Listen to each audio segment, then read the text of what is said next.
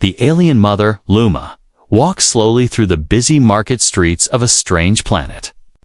Her arms were tired, holding her weak baby, Ziri, close to her chest. The wind was cold, and her clothes were thin.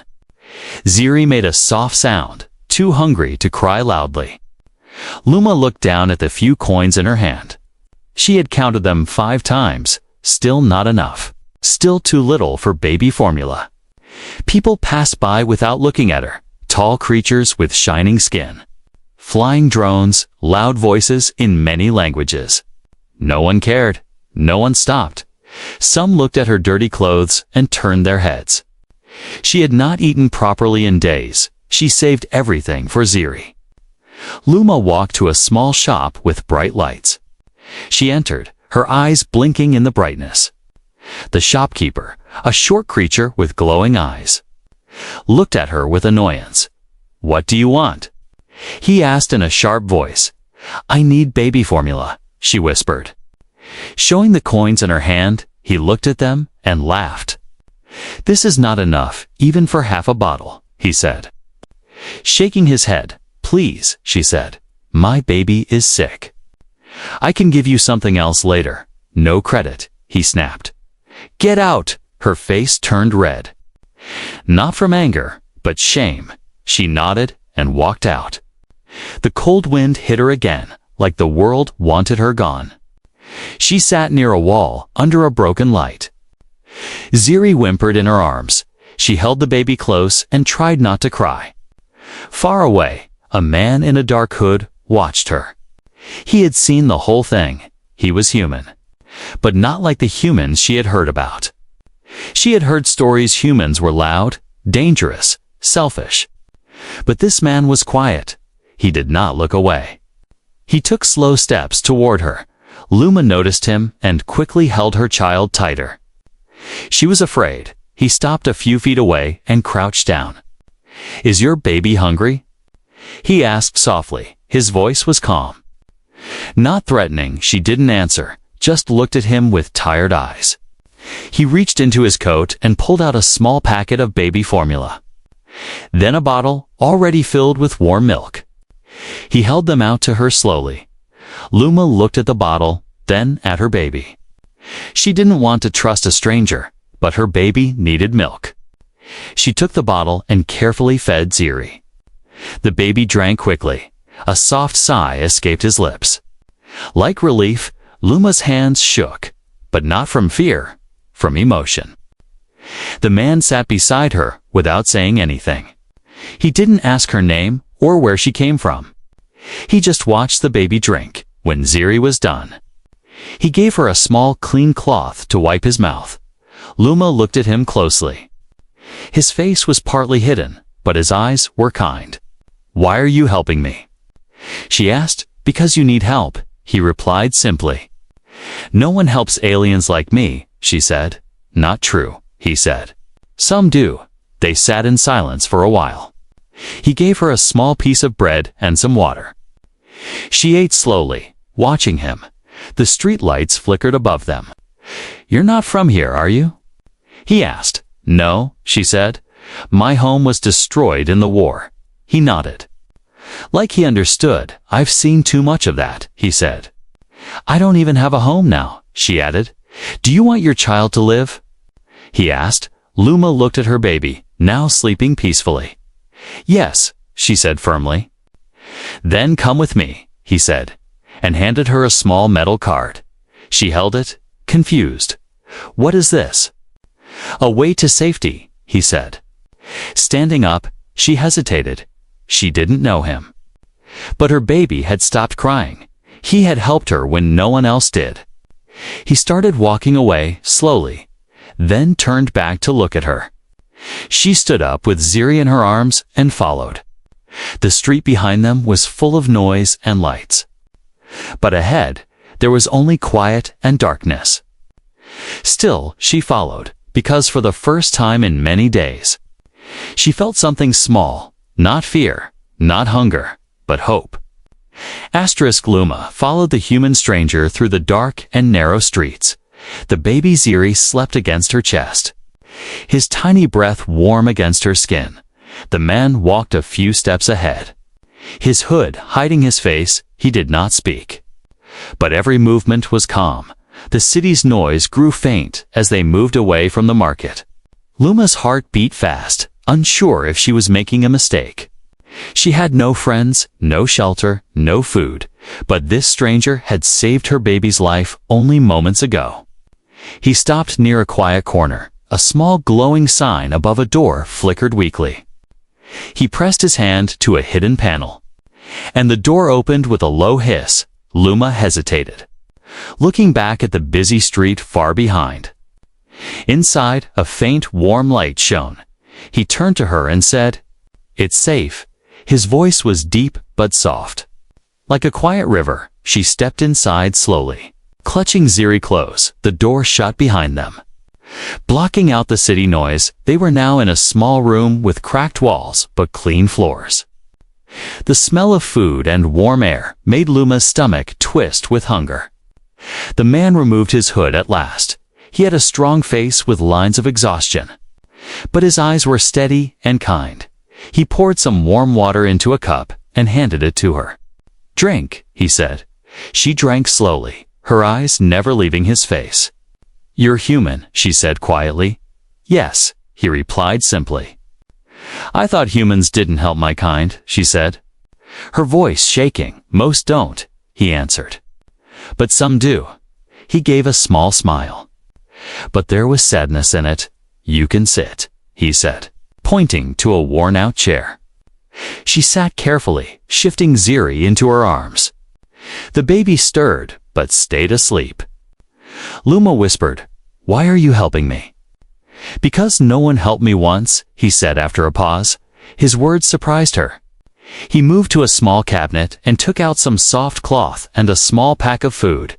He placed it on the table in front of her. "You can eat," he said. She touched the food carefully, as if it might disappear. Bread, soft and warm, and a piece of dried fruit. Her hands trembled as she took a bite. Tears filled her eyes without warning. "I was invisible out there," she said, her voice breaking. "No one even looked at me." "They looked," he said, "but they chose not to see." He leaned against the wall, arms crossed. "Do you have a name?" He asked. "Luma," she said. "And this is Ziri." He nodded slowly. "Beautiful names." She looked at him again. "You haven't told me yours," he hesitated, his eyes flickering for a moment. "Joran," he said at last. "My name is Joran." The name sounded heavy, like it carried a story. "Where are you taking us?" She asked carefully. "To a place where no one will hurt you." He said, "A shelter." Something like that. She wanted to believe him, but fear still sat in her stomach. She had heard stories of humans tricking aliens, selling them, using them. Yet this man had fed her child, given her water, and asked for nothing. "Why me?" She asked softly, "Why my child?" Joran's eyes moved to Ziri's small face. "Because you looked like someone who still believes in life," he said. "And your child," he paused, "deserves a chance." Silence filled the room again. The warm air wrapped around them, but outside, the cold city waited. Luma's hands clenched the edge of the table. She wanted to ask more, but something in his face told her to wait. After a while, he placed a small metal card on the table between them. It had a strange symbol etched into it, glowing faintly. "Keep this," he said. "What is it?" "A way in," he said. "If you choose to come." He stepped back toward the door, pulling his hood up again. "I have to go now." "Where?" She asked quickly. "I need to make sure the path is clear," he said. "We move at dawn." He opened the door slightly, but stopped. He looked back at her and said, "Lock the door when I leave, and trust no one." Then he was gone, his footsteps fading into the night. The door hissed shut, leaving her alone with her baby. Luma stared at the glowing card in her hand. Ziri stirred and made a small sound. She rocked him gently, her heart full of questions. Who was this human? Why was he helping her? And what was this place he spoke of? The warmth of the room felt fragile. Like it could vanish any second, she thought of the market. The shopkeeper's laughter, the eyes that looked away. Then she thought of Joran's steady hands. His quiet voice, he was unlike any human she had imagined. Maybe there were still good people, even in this galaxy. Maybe hope was not completely gone. She held the card tightly and whispered to her baby. Tomorrow we will see where this road leads. Ziri's small hand clutched her finger in his sleep. Outside, the city's neon lights flickered like restless stars. Somewhere in the dark streets, Joran moved like a shadow, and far above, unseen drones hovered, searching. Her image had already been captured by one of them. A cold machine sent her face to a hidden government server with a single word flashing below. Wanted, but in the quiet room, Luma knew nothing of it. She only felt the first spark of something she thought she had lost: hope. Before sunrise, Luma wrapped her baby in a soft cloth given by Joran. Ziri was still asleep, but his breathing was stronger now. The metal card Joran gave her glowed gently in her hand. She took one last look around the small room before opening the door. The city was quiet, too quiet. She stepped out into the cold morning. Her feet light, but her heart heavy. Joran was waiting at the edge of the alley. His hood pulled low again, without a word. He turned and began walking. Luma followed closely. Her baby pressed to her chest. They moved fast through empty streets, past sleeping buildings and blinking streetlights. No one spoke, but the silence was filled with tension. After several minutes, Joran stopped in front of a wall made of dark stone. To Luma, it looked like the end of the road. He knelt down and tapped a series of hidden spots in the wall. A soft beep sounded. Then the wall slid open, revealing a narrow tunnel lit by dim blue lights.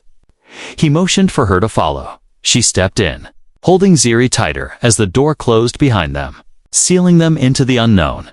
The tunnel curved downward. Deep into the ground, the air grew warmer. Filled with quiet hums and faint echoes, they walked for a long time, passing through metal doors and old maintenance shafts. Finally, they entered a large underground space. Luma stopped in surprise, her eyes wide. It was a hidden city, dozens of people. Both human and alien lived there. Some cooked food over heat plates. Some repaired machines, some taught children. There was laughter, there was music, there were lights hanging from the ceiling like stars. Luma had never seen anything like it, a place where different beings lived together, not in fear, but in peace. Joran walked slowly now, letting her take it all in. A young human woman waved at him, smiling. An alien boy with 3 arms chased a ball across the room. "Is this your home?" Luma asked softly. "For now," Joran said. "It's called Haven." "Haven," she repeated, the word unfamiliar but comforting. "It's not perfect," he said, "but it's safe." At least for some, Luma felt a strange warmth inside her. It had been so long since she saw kindness, so long since she believed such a place could exist. He led her to a small room on the side. There was a bed, clean clothes, even a crib for Ziri. She laid the baby down gently, brushing his tiny forehead when she turned around. Joran was standing by the door, watching her. "You said you used to be a soldier," she said. "Yes," he replied, without pride. "What changed?" "I saw too many lies," he said. "Too many children like yours left to die." She lowered her eyes, unsure what to say. "You don't have to talk about it," he added. "But if you ever want to," she nodded slowly. "Maybe one day, that night." Luma sat with others around a small fire made of heat panels. An old alien told stories of her homeworld before the war. A human teenager played a strange instrument, filling the air with soft notes. Everyone shared what little they had: food, blankets, stories, silence. It was not a rich place, but it was full of soul. Luma began to feel something she hadn't felt in a long time: belonging. But peace never lasts long for those running from the past, far above them in the surface world. A machine blinked to life. It had found a match: Luma's face. Caught by a market drone, had triggered a secret alert. Her name lit up in red across a government database. Not just for poverty or trespassing, but for something much more serious. Back in Haven, Luma sat near Ziri's crib, rocking gently as the baby slept. Joran entered the room, his face serious. "We have a problem," he said. "What is it?" "Someone has seen you," he said. "Your picture showed up on the surface grid." Her heart sank. "I thought you said this place was safe." "It is, for now," he said. "But the alert changed everything. Why would they be after me?" she asked. "I'm just a mother." Joran looked away, hesitating. "There's something you should know," he said. "You weren't just running from the war." Luma shook her head. "I don't understand, Ziri," he whispered. "There's something special about your child." She stepped back, confused and afraid. "What do you mean?" "I don't know yet," he admitted, "but someone out there does. And they're hunting you." The lights flickered overhead as a deep rumble echoed through the tunnels. Joran rushed to a control panel and checked the screen. A drone had passed near the outer gates. "Time's running out," he said. "We need to move you deeper." Luma picked up her baby, who stirred in his sleep. Fear returned to her chest like a sharp knife. But Joran placed a hand on her shoulder. "You're not alone anymore," he said. "Whatever happens." "I won't let them take him." She nodded, but her hands were trembling as alarms started to hum faintly in the distance. The dream of safety began to crack. Still, she followed Joran once more. Down deeper into the heart of the hidden city. Into the shadows where hope and danger walked side by side. The shelter stirred with nervous energy as dawn bled into the tunnels. People moved quietly but quickly, carrying packs, checking doors, and whispering plans. Luma clutched Ziri close, his small body warm against her chest, and she watched the faces around her, learning who might help and who might fear her. Children hid behind older shoulders, eyes wide and confused. Not understanding why the adults hurried, Joran stood near a map on the wall, pointing to routes and safe rooms, his voice low but firm. He had rounded up a group who could move Luma farther into Haven, but the route was dangerous and slow. "Listen," he said. "We split into 3 teams. One will distract the scanners, one will clear the path, and the last will guide Luma and the infants." People nodded, their faces tight with worry. Luma wanted to speak, to say she would go alone, to take Ziri and run, but her legs would not obey. Fear sat in her like a stone, heavy and real. And she trusted Joran because he had already cared for her baby when no one did. An old alien woman named Mara touched Luma's arm and smiled in a tired way. "You are safe with us for now," she said. And Luma felt a tiny relief. Outside, the city began to wake. Metal birds scanning the streets and cameras turning like cold eyes. Joran checked a small device that hummed softly, the screen showing moving dots of patrols and drones. "2 scanners near the east gate," he said. "They change patterns every hour. We can slip past them if we go now." A young human named Sela volunteered to be part of the distraction team, her hands steady, though her face was pale, as they moved. Luma saw the shelter's volunteers, humans and aliens, together, working without complaint, hiding those who were sick, fixing a broken heater, wrapping food into bundles. This place had cost them everything. But they gave what they had, and Luma thought of how small acts of kindness could become armor strong enough to hold hope. They left by a narrow passage that smelled of oil and warm bread, the air cooler outside, and the light from the surface seeping through cracks like distant stars. Joran held the metal card in his hand and tapped it against a reader, and a panel opened that led to a lower service road. They walked quickly but quietly, hugging walls, slipping past sleeping alleys and closed shutters. Luma wanted to ask what made Ziri special, why soldiers would search for him. But Joran only shook his head and said, "Soon. When it is safe, the secrecy made her uneasy." Yet she followed because the only other choice felt empty and dangerous. A corner turned, and they found themselves in a narrow square where a vendor had been selling steaming food hours before. Now empty and cold, Scylla paused and listened, then signaled with a hand, and Joran moved the group behind a stack of crates, keeping them out of plain view. From the rooftop, a small drone passed, its lenses bright, and for a moment Luma held her breath, waiting for it to sweep lower, to see them, to alarm the patrols. The drone flew on without noticing, and small cheers of relief left lips like saved breaths. They moved again, faster, until the road opened to a street lit by a single flickering sign. And then the sound hit them, metallic voices from loudspeakers and the steady march of boots. A sound like thunder closing in. "Soldiers," whispered Mara, her eyes hollow with old knowledge. Joran's face tightened. "They came sooner than the grid said," he muttered, checking his device that now showed red blips moving toward their location. Panic tried to slip into the group, but Joran kept them steady with short orders: split, left, and right. "Move, as the plan says." Luma followed Mara down a narrow stair that smelled of dust, her heart thudding like a trapped animal. And she felt Ziri's breath quicken against her neck in the distance. A loudspeaker announced in a cold voice that the area was under surveillance and that all citizens must present identification.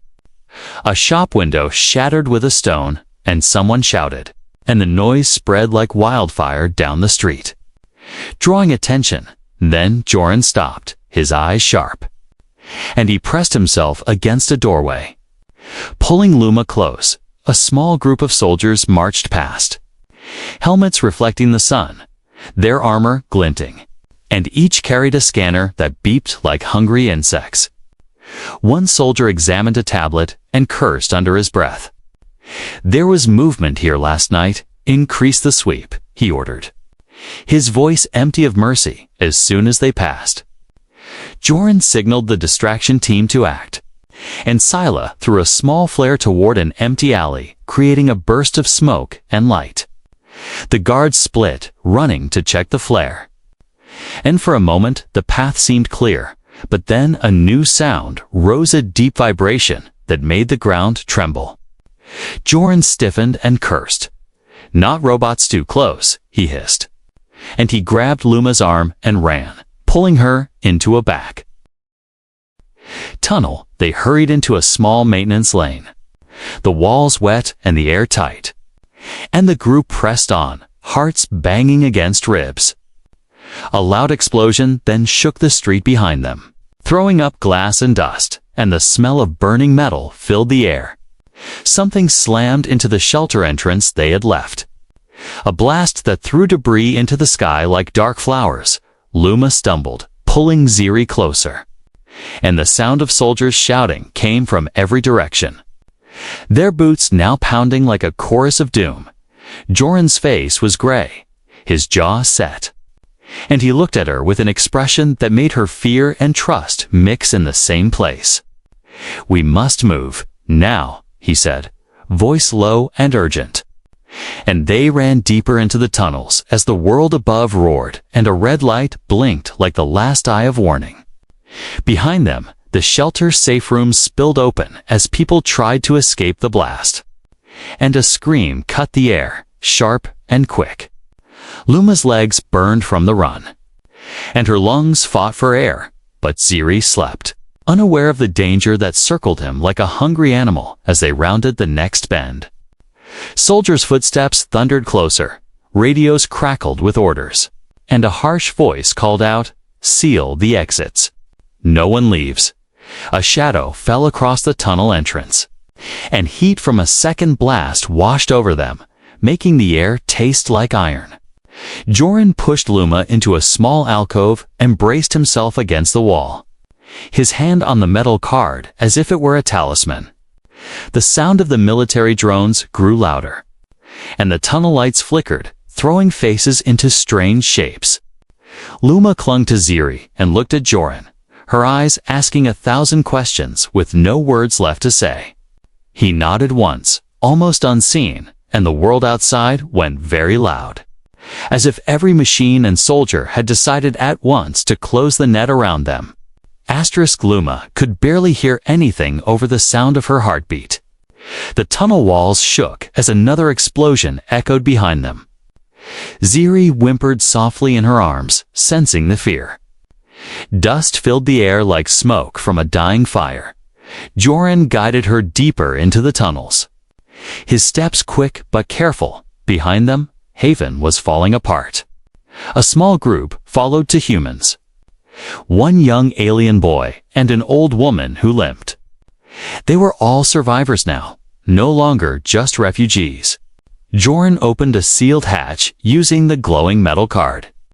It slid aside with a tired groan, revealing a hidden space below the old transit lines. They entered, one by one, and the door sealed shut behind them. Inside was quiet, almost peaceful. A large underground room with old equipment, broken lights, and long-forgotten supplies. This was part of an abandoned evacuation system, Joran explained, his voice low. No one's supposed to know it still works. Luma sat down and held Ziri close. Brushing dust from his cheeks, he was warm, alive, but not safe. The others whispered among themselves. Voices full of fear and questions. The air felt heavier now, like something important was about to happen. Joran moved toward Luma and crouched beside her. "You deserve to know the truth," he said. His eyes serious but kind. She looked at him with tired eyes. "The truth about what?" "About why they're hunting you." He pulled out a small device and projected a hologram. It showed files, charts, and old war records. Ziri's name appeared in the center of it, all not born. But listed. Luma gasped. "My child." "Why is he in your files?" "Because before he was born, someone marked him," Joran said. "Your world was part of an experiment, one you never knew about." "What kind of experiment?" she asked, her voice barely a whisper. "Your people were used to test hybrid immunity, genetic blending between species." She blinked, confused. "But I was never—" "I mean, his father was one of my kind, not fully," Joran said. "The man you knew was altered. His DNA carried hidden human markers." Luma felt the ground shift beneath her. It was like everything she believed about Ziri's birth was wrong. "So, Ziri is part human?" "Yes," Joran said. "And his blood holds something rare in immunity to a biovirus that the Federation created." Her arms tightened around her baby. "They want him. For his blood." "Yes," Joran said bitterly. "They'll study him, use him, maybe destroy him if he doesn't cooperate." Luma looked away, her face pale with fear. "He's just a baby," she whispered. "He doesn't even know what pain is." Joran nodded slowly. "That's why we have to protect him." No matter what, the group sat in silence for a while, each person lost in thought. Mara, the old alien woman, finally spoke. "We can't stay here forever." "No," Joran said. "We can't." He stood up and walked to the back of the chamber, where an old transport pod sat buried under dust and metal scraps. "It still works," he said. "But only 2 people can fit in it." Luma's head snapped up. "Only 2? "Yes," Joran said, not meeting her eyes. "1 pilot, 1 passenger." Her voice cracked. "You mean me and Ziri?" "Yes," he said again, this time looking directly at her. "And you." "I'll stay and cover your escape," he said calmly. "No," she said quickly. "You've done too much. There must be another way." "There isn't," he said. "And I've made peace with it." She stood, angry tears in her eyes. "Why would you throw your life away for us?" "Because someone has to," he said. Because the people in charge don't fear soldiers like me.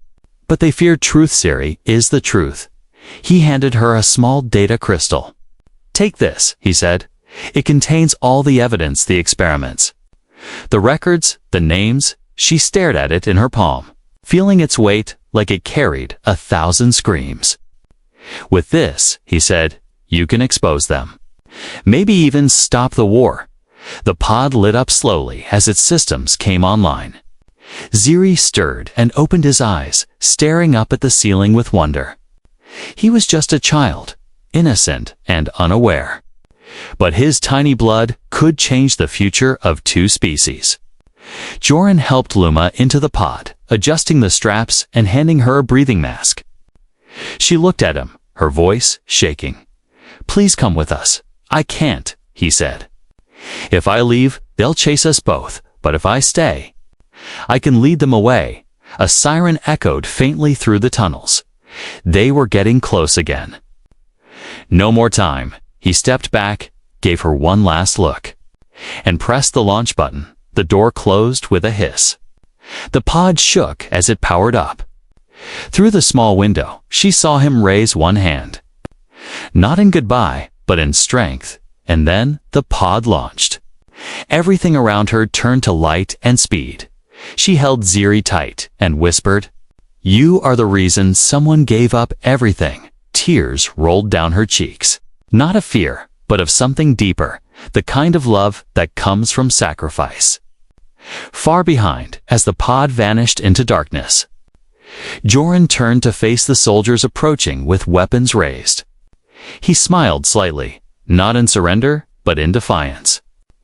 He had saved something greater than himself, and that was enough. The transport pod flew through the underground rails like a falling star. The walls around it blurred into shadows and light. Luma held Ziri close, her heart still aching from what she had left behind. Joran's face was still in her mind, calm, strong, and disappearing behind a sealed door. The pod slowed down as it reached a hidden docking point far outside the city. The hatch opened with a soft hiss, and cool air rushed in. Carrying the smell of grass and trees, it was the first time in weeks that Luma smelled something alive. She stepped out slowly, her feet touching soft soil instead of steel floors. A sunrise began to bloom on the horizon, warm and golden. She blinked at it, as if her eyes had forgotten the color of hope. A group of humans stood near a wooden shelter, waiting. They were dressed simply, their faces open and kind. One of them, an older man with a silver beard, walked forward and offered a gentle smile. "You must be Luma," he said. "Joran told us to expect you." Luma nodded. Too tired to speak, the man looked down at Ziri and smiled. "And this is the child." Ziri stared at him with wide, curious eyes. "This is a peaceful place," the man said. No soldiers, no scanners, no fear. They led her to a small cabin at the edge of a green hill. Inside were fresh blankets, clean water, and warm bread. She ate quietly while Ziri napped, her hands still shaking from the escape. Every bite reminded her she was alive, but also reminded her of Joran's sacrifice over the next few days. Luma learned that the village was part of an old resistance network. Long ago, during the First War, people had hidden here, helped by humans who believed in peace. Now, it was a sanctuary for those too fragile for war. No one asked where she came from or what her species was. They simply helped her build a life. She worked in the gardens during the day, planted food with others, learned human words and customs at night. She would tell Ziri stories about stars, about kindness, and about a man named Joran. The villagers would gather sometimes and listen too. Her voice was soft, but her words were strong. People cried when she told them about Haven, and they burned with anger when she shared what the Federation had done. She showed the data crystal to the village elder. He examined it carefully and then called others. Soon, people from nearby towns began visiting, listening to her story. The truth was beginning to spread, quietly but quickly. Like fire under dry grass, one morning as Luma was hanging clothes outside. A young boy ran toward her. He was out of breath and excited. Holding a small digital note in his hands, "It's for you," he said. It came from the city. She opened it, her hands trembling. The message was short, only a few lines. "He's alive," it said, "in Sector 7 detainment. Weak, but breathing." Her knees gave way, and she sank into the grass. Tears falling freely. Joran was alive, not safe, but not gone. She went to the elder and asked for help. "I want to go back," she said. "I have to find him." The elder looked at her with tired eyes. "It will be dangerous, I know," she said. "But I owe him everything." The village gathered around her. And to her surprise, many volunteered to help. Some had lost families to the war. Some had been soldiers like Joran. They were tired of hiding, tired of fear. They were ready to fight, not with weapons, but with truth. They planned carefully. Using old maps and secret paths, Luma would not go alone this time. The people she had healed with her story would now stand beside her. Before they left, she stood at the edge of the village. Holding Ziri close, she whispered to him, "We're going to find him." Ziri looked up at her. And for the first time, he smiled. It was small, but bright, like a sunrise of its own, as they walked away from the village. Luma carried more than just her child. She carried a message. A story that had begun with a few coins and a hungry baby. A story of sacrifice, kindness, and survival. And now, it was becoming something greater, a movement. Because even the smallest life can shake the walls of power. And even a single act of compassion can rewrite the future. The city was no longer the same place Luma had escaped from. The streets were heavier now, patrolled not just by soldiers, but by fear itself. Drones floated in the air like metal birds, scanning everything, recording everything. People walked faster, heads down, as if silence would save them from being seen. But Luma walked through those same streets holding Ziri in her arms, her eyes steady, her heart full of fire. She was no longer the scared alien mother begging for baby formula. She was something more now, a witness, a survivor, a voice that refused to be quiet. Beside her walked humans and aliens from the village. Ordinary people with extraordinary courage. They wore no weapons, only truth. And in Luma's hand was the data crystal, the one Joran had given her. It now carried the hopes of many, not just her own. They reached the outer wall of Sector 7 detainment, a high-security prison hidden beneath the city's surface. Most who entered never left, but Luma had come not to beg but to be heard. Outside the gates, media drones began to gather. Their blinking lights lit up the crowd. Someone had leaked her story. Her name was now known across networks, the alien mother who carried the truth. She stepped forward, calm and clear, and faced the cameras. "I am not a spy," she said, her voice steady. "I am not a danger. I am a mother." Gasps echoed from behind the cameras. She held up the data crystal. "This," she said, "holds the names of the people who used my planet for experiments.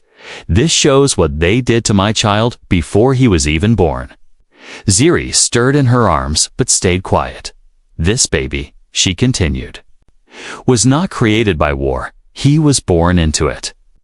And I will not let him grow up in a galaxy where the innocent are hunted." The drones broadcast her voice live to millions. Some in distant colonies, some on Earth, some watching from underground shelters like Haven. People began to cry. Others clenched their fists. And for the first time in years, the truth felt heavier than any weapon inside the prison. Joran heard her voice on a hidden speaker. He lay weak on a cold floor, bruised, hungry, barely able to lift his head. But when he heard her say his name, when he heard her call him the man who saved us all, he smiled. Soldiers arrived at the gates. Unsure what to do, the crowd had grown too big, too loud, too united. They were not rioting, they were demanding. They were no longer afraid. An officer stepped forward and whispered into a communicator. A few minutes later, the heavy gates slid open. A voice said from a speaker, "Release the prisoner." The crowd went silent. Waiting, Luma stood tall, her hands shaking but firm, and then he appeared. Joran was thinner, slower, but alive. His eyes scanned the crowd until they found hers. He didn't speak, just nodded once. It was all she needed. They rushed to him, and she helped him stand.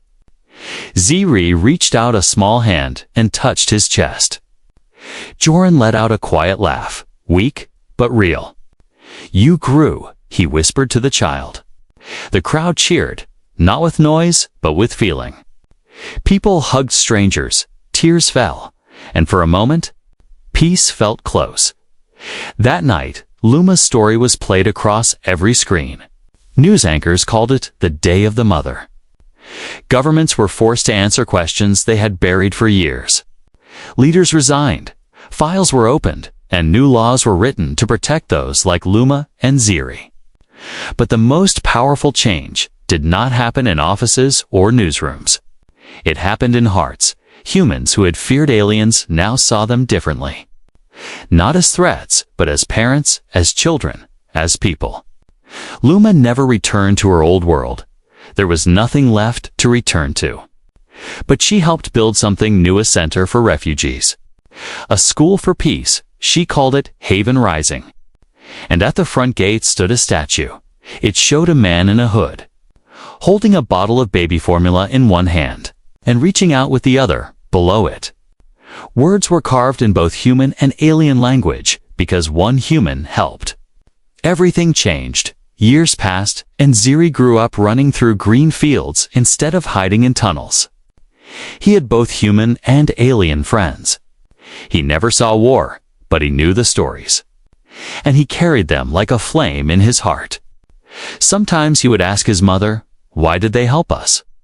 Luma would smile softly and say, "Because they remembered what it means to be human." And somewhere deep in her soul, she believed that kindness, even in a cruel galaxy, was the most powerful gift of all.